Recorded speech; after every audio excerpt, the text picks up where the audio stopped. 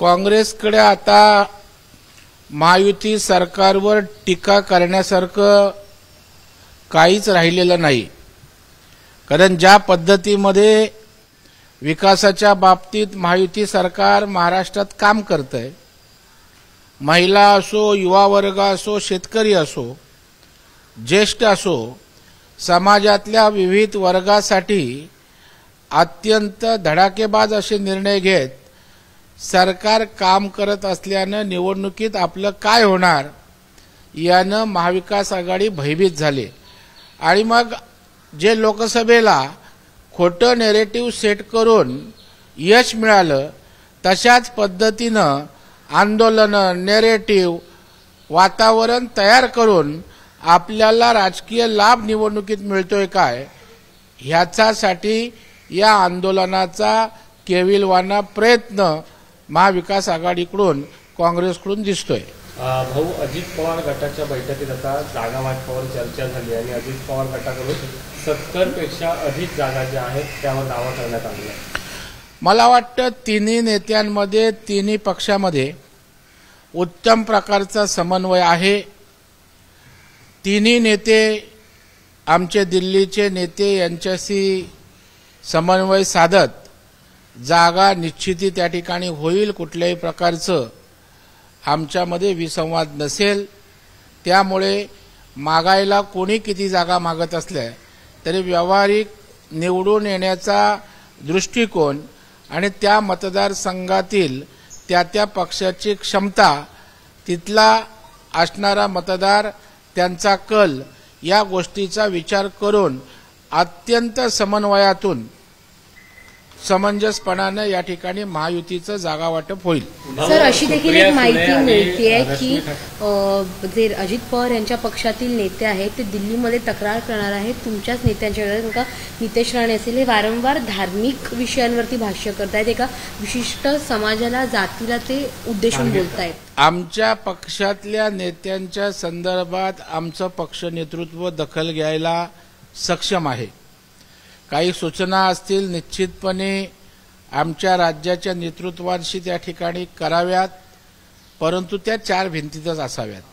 आपल्यातला वाद, आपल्यातला विसंवाद हा त्या ठिकाणी प्रसारमाध्यमांसमोर किंवा जाहीर प्रकटीकरण करणं, यातनं महायुतीलाच त्या ठिकाणी नुकसान पोचणार आहे, याची जाणीव आणि भान सुद्धा या ठिकाणी आमच्या महायुतीतल्या राष्ट्रवादीच्या नेत्यांनी ठेवण्याची आवश्यकता आहे।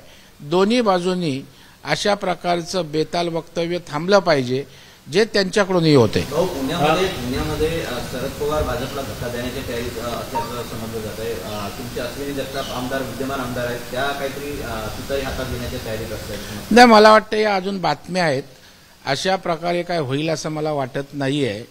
अश्विनी जगताप यांना भारतीय जनता पार्टीने उमेदवारी दिले, निवडून आणले आणि त्याच्यामुळे त्या पक्षाशी एकनिष्ठ असलेल्या अशा आमदार आहेत, अशा प्रकारचा काही निर्णय घेतील असं आम्हाला वाटत नाही। माजी पोलीस आयुक्त संजय पांडे हे देखील आज काँग्रेसमध्ये पक्षप्रवेश करणार आहेत। विधानसभा निवडणुका येऊ घातलेत आणि काँग्रेसमध्ये त्यांचा पक्षप्रवेश होतोय, कसं? उद्धव ठाकरेंनी आणि महाविकास आघाडीने त्यांचं सरकार असताना संजय पांडेंनी त्यांच्यासाठी जी चाकरी केली त्याचा पगार उमेदवारीच्या माध्यमातून या ठिकाणी त्यांना मिळतोय। संजय पांडे आयुक्त असताना भारतीय जनता पार्टीच्या नेत्यांना त्रास देणं, त्यांच्यावर गुन्हे दाखल करणं, अटक करणं, याच्यासाठी ते नोकरी सरकारची मुख्यमंत्री उद्धव ठाकरे यांची करत होते। त्याचं बक्षीस आज काँग्रेस आणि उद्धव ठाकरेंनी मिळून देत असतील असं मला वाटतंय। संजय राऊत एक टीका करतात, वन नेशन वन इलेक्शनची घोषणा म्हणजे 2029ची निवडणुकीची तयारी सुरू आहे, इथे 4 राज्यांच्या निवडणुका घेऊ शकत नाही अशा प्रकारचं वक्तव्य ते करतात। नाही, संजय राऊत खरं म्हणजे कशाही पद्धतीचं काही वस्तुस्थितीला आधारित धरून बोलत नाहीत। खरं म्हणजे काँग्रेसच्या काळापासून वन नेशन वन इलेक्शन असावं अशा प्रकारचा प्रवाह होता, परंतु ते धाडस कोणी केलं नाही। कारण आपण बघाल की वन नेशन वन इलेक्शनच्या माध्यमातून आज लोकांचा वेळ वाचणार आहे। 5 वर्ष सतत यांना त्या निवडणुकीमध्ये नागरिक त्या ठिकाणी आपला वेळ घालवावा लागतो. त्याचबरोबर मोठ्या प्रमाणावर सरकारची यंत्रणा मशनरी त्या ठिकाणी त्याच्यासाठी एंगेज राहते. करोडो रुपयांचा खर्च त्या निवडणुकांवर होत असतो आणि अशा वेळेला जर यामध्ये सुसूत्रता आली, खर्च वाचला, का यंत्रणा वाचली, तर त्या ठिकाणी देशाचा विकास मोठ्या प्रमाणावर होईल. पैसेही वाचतील. आचारसंहिता सतत लागत असल्यामुळे विकासाच्या वेगावर पण त्या ठिकाणी परिणाम होतो आणि त्याच्यामुळे सर्वार्थानं वन नेशन वन इलेक्शन हे देशहिताच्या दृष्टीनं, नागरिकांच्या दृष्टीनं फायद्याचं आहे, असा संजय राऊतांसारखा मूर्खपणा करणारा काही अपवादात्मक अशा प्रकारचा नेता असू शकतो आणि त्या पद्धतीनं ते बोलत आहेत. भाऊ, पितृपक्ष सुरू आहे, त्यामुळे पितृपक्षानंतरच भाजपच्या 50 उमेदवारांची यादी असेल ती समोर येईल. त्यासोबत इतर नेत्या पक्षाच्या देखील याद्या समोर येईल. त्यामुळे कुठेतरी राजकारणी सध्या जोमत आहेत आणि याद्यांची सध्या तयारी सुरू केलेली आहे. नाही, मला वाटतं निवडणुकीच्या दृष्टीनं तिन्ही पक्षांचं अव्याहतपणे त्या ठिकाणी काम सुरू आहे. याद्यांवर बऱ्यापैकी तिन्ही पक्षाचं एकमत होतंय आणि लवकरात लवकर या संदर्भामध्ये तिन्ही पक्ष एकत्रितपणे निर्णय घेतील असं मला वाटतंय. निवडणुका जवळ येतात, मात्र यापूर्वीच आपण बघितलं तर शिवसेनेच्या 2 आमदारांना नवीन जबाबदारी देण्यात आलेली आहे. महामंडळाचे वाटप असेल, नियुक्त असतील. भाजप आणि राष्ट्रवादीचे आमदार कुठेतरी वंचित आहेत. नाराजी कुठेतरी आहे का यामध्ये आमदारांची? नाही, कसं आहे, त्यांना दिलं एक खरं आहे. भारतीय जनता पार्टी आणि राष्ट्रवादीच्या आमदारांना असेल किंवा कार्यकर्त्यांना, त्यांनाही या ठिकाणी महामंडळ समित्या दिल्या जातील. परंतु आमच्या दोन्ही पक्षांमध्ये त्या ठिकाणी संयम आहे. आता तिकडे थोडीशी घाई आहे, त्याच्यामुळे शिंदे साहेबांना त्या ठिकाणी आपली लोकं सांभाळायची असतात, त्यांची नाराजी काढायची असते, म्हणून त्यांनी ते थोडंसं गतीनं केलं.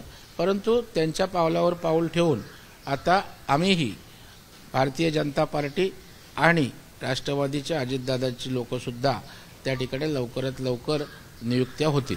भाऊ, केंद्राच्या वन नेशन वन इलेक्शनवर आता मनसे अध्यक्ष राज ठाकरेंनी भाष्य केलं. ते म्हणाले एक देश एक निवडणूक हे सर्व ठीक आहे, मात्र आधी राज्यातल्या महानगरपालिका महापालिकांच्या निवडणुका घ्या. नाही, त्यांचं म्हणणं रास्त आहे. आमची भूमिका तशीच आहे की राज्यातल्या स्थानिक स्वराज्य संस्थांच्या निवडणुकांमुळे जो स्थानिक स्तरावर विकास करणारी यंत्रणा आहे ती गतीनं त्या ठिकाणी चालवण्यासाठी लोकप्रतिनिधी म्हणून निवडून आले तर मदतच होणार आहे आणि त्याच्यामुळं खरं आहे की स्थानिक स्वराज्य संस्थांच्याही निवडणुका लवकरात लवकर व्हावा यासाठी भाजप सत्ताधारी आम्ही सारेच आग्रही आहोत. तेही करण्याचा आमचा प्रयत्न निश्चितपणे राहील. भाऊ, रश्मी ठाकरे आणि सुप्रिया सुळे मुख्यमंत्री पदासाठी सक्षम आहेत असं वर्षा गायकवाड म्हणाले. आता वर्षा गायकवाड म्हणाल्या आहेत, मला वाटतं का 2च महिला सक्षम नाहीत, अशा शेकडो महिला या राज्यामध्ये महाराष्ट्रामध्ये आहेत ज्या नेतृत्व करायला त्या ठिकाणी सक्षम आहेत. आता यांना दोघींच्या पलीकडे जर दिसत नसेल तर त्याला आम्ही काय करणार? वर्षा गायकवाड स्वतः सक्षम नाहीत असं त्यांना म्हणायचं आहे का? त्याच्यामुळे आपलं सांगण्याच्या ऐवजी त्यांनी सध्या राष्ट्रवादीची आणि उद्धव ठाकरेंची तळी उचलायचं ठरवलंय. त्याच्यामुळे मला वाटतं काँग्रेसमध्ये एकही महिला दिसत नाही सक्षम. महाराष्ट्रात सध्या 2 नाटकांची चर्चा आहे. ती 2 नाटकं येणार आहेत. एक म्हणजे मला काही सांगायचं आहे, एकनाथ संभाजी शिंदे म्हणजे एकनाथ शिंदे यांच्यावर हे नाटक आहे. तर दुसरं नाटक आहे 50 खोके एकदम ओके, हे लोकनाट्य येणार. त्यामुळे चर्चा काय नाटकांची चर्चा आहे? नाही, मला वाटतं राजकीय नाटकं तर चालूच असतात. आता शिंदे साहेबांना झालेल्या एपिसोडवर काही आणखी प्रखरपणे सांगायचं असेल तर त्यांना तो अधिकार आहे आणि नाटकीय व्यक्त व्हायचं एक चांगलं व्यासपीठ आहे. त्याच्यामुळे त्यांचं नाटक येईल, 50 खोके नाटकं येतील. आता निवडणुकीच्या तोंडावर त्या ठिकाणी वेगवेगळ्या प्रकारची नाटकं सुरूच राहणार आहेत. भाऊ, काल प्रभात लोढा यांनी एक वक्तव्य केलं होतं की अमृता फडणवीस हे आता मा बनले आहेत. त्यावरून विरोधकांनी पुन्हा एकदा टीकास्त्र केले आहे की म्हणजे अमृता फडणवीस यांची तुलना तुम्ही मासाहेब म्हणजे मीना ठाकरे यांच्याशी करतायत, तर ती कुठेतरी चुकीची आहे. नाही, मला वाटतं मासाहेब म्हणजे केवळ मीनाताई ठाकरे असं काय मानायचं कारण नाही. आपल्याकडं त्या ठिकाणी आदरानं आपण मासाहेब आदरणीय व्यक्तीला त्या ठिकाणी महिलेला म्हणत असतो आणि आज त्या जी भूमिका घेत आहेत सामाजिक बांधिलकीतनं, आपण लाडकी बहीण असते तशा आदर्श महिला एखादी काम करत असेल तर त्यांनी पालकाची भूमिका घ्यावी, त्या ठिकाणी मातृत्वाची भूमिका घ्यावी आणि तशा पद्धतीनं एका पालकाच्या भूमिकेतनं अमृता वहिनी काम करताना महाराष्ट्रात दिसत आहेत, ज्या कुठल्याही त्या ठिकाणच्या अपेक्षा नाहीत, निवडणुका लढायच्या नाहीत. आणि अशा वेळेला जर त्यांच्याविषयी सद्भावना लोढा यांनी व्यक्त केली असेल तर मला वाटतं चर्चेचा विषय होता कामा नये, त्याच्याकडं सन्मानार्थानं पाहण्याची आवश्यकता आहे. भाऊ, तिरुपतीमध्ये एक धक्कादायक प्रकार समोर आलेला आहे. तिरुपती बालाजीच्या प्रसादासाठी जे लाडू बनवतात त्यामध्ये जनावरांच्या चरबीचा वापर केला आणि यावर आता मुख्यमंत्री चंद्राबाबूंनी माजी मुख्यमंत्र्यांवर गंभीर आरोप केले. नाही, मला वाटतं आता तिथे काय झालंय मला माहीत नाही. या सगळा प्रकार जर असेल तर गंभीर आहे, त्याची चौकशी करून योग्य त्या व्यक्तींवर कारवाई होण्याची आवश्यकता आहे. कारण देवदैवतांच्या ठिकाणी मंदिरात अशा प्रकारच्या गोष्टी होत असतील तर ते अत्यंत गंभीर आणि धोकादायक आहे. आगामी विधानसभेसाठी इच्छुकांची संख्या मोठ्या प्रमाणात आहे. सुजय विखे पाटील सुद्धा इच्छुक आहेत, पुन्हा संधी द्यावी असे ते म्हणतात. तर दुसरीकडे नाशिकमध्ये 6 जागांचा दावा हा भाजपकडून होतोय. भारतीय जनता पार्टीमध्ये अधिक सक्षम नेते कार्यकर्ते आहेत, त्याच्यामुळे एका जागेवर अनेक जण इच्छुक असू शकतात, परंतु जागा त्या ठिकाणी एकाला मिळते. योग्य त्या उमेदवाराला भारतीय जनता पार्टी उमेदवारी देईल. भाऊ, काल जम्मू काश्मीरमध्ये मतदान झालं, 10 वर्षांनंतर तिथं मतदान झालंय, जवळपास टक्का वाढलेला पाहायला मिळाला. नाही, हा लोकशाहीचा खऱ्या अर्थानं विजय आहे. कारण आपण जेव्हा संविधान लोकशाही बोलतो तेव्हा ती बळकट झाली पाहिजे, ही भूमिका भारतीय जनता पार्टी NDA सरकारची त्या ठिकाणी आहे. आणि म्हणून 60% आसपास काश्मीरला मतदान होणं ही लोकशाहीच्या सदृढते संदर्भातली गोष्ट आहे असं मी मानतो. ABP माझा, उघडा डोळे बघा नीट.